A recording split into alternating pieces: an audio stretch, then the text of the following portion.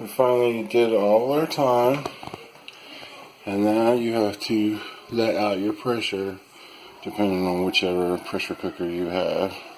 Ours automatically switches to warm when when it finishes. And there will be back another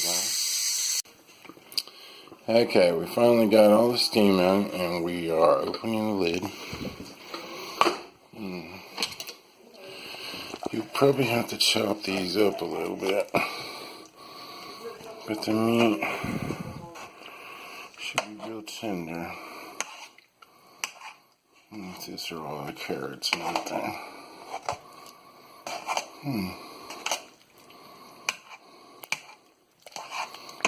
Oops.